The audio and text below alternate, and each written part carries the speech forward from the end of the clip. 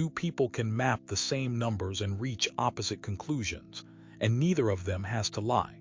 In the next few minutes, you will learn the design choices that decide what a map says, so you can make honest ones and spot the ones that are not.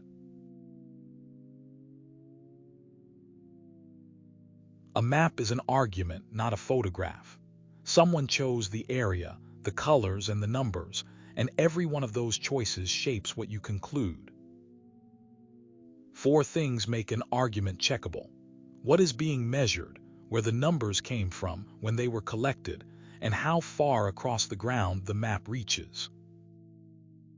A scale bar beats writing a ratio like 1 to 50,000, because the moment a reader zooms in on a screen, that ratio is wrong and the bar is still right. If a map hides its source and its date, treat it as an opinion. You cannot check a number you cannot trace.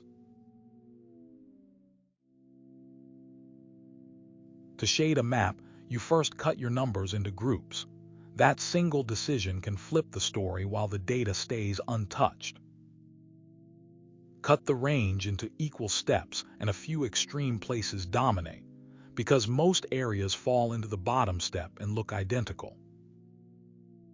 Cut it so each group holds the same number of places instead, and differences appear everywhere, including where they are tiny and mean very little. Neither is cheating. Both are choices, so say which one you used and check whether your conclusion survives the other.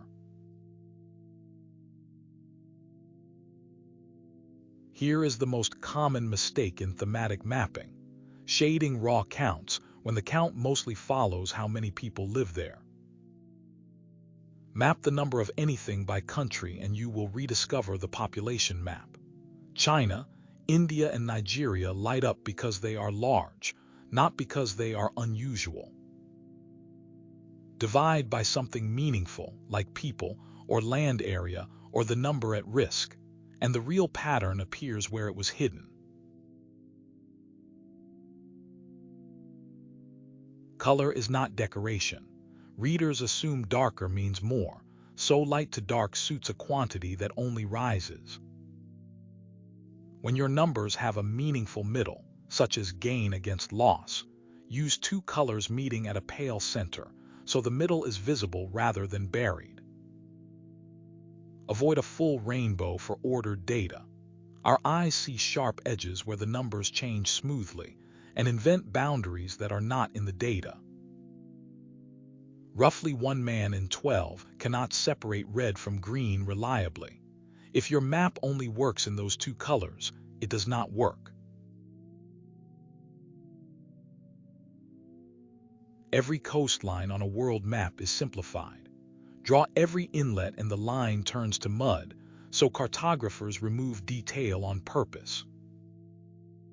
The rule is to keep the shape a reader would recognize and the features your point depends on.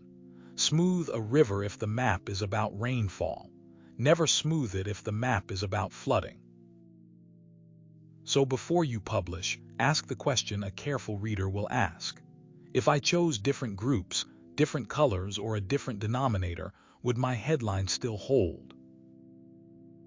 A good map is a claim you can check. Show your data, your date, and your source, and let the reader do the checking. If this helped, give it a like, share it with someone who makes maps, and tell me in the comments which of these you want to see in more detail. Subscribe for more on how we read the planet.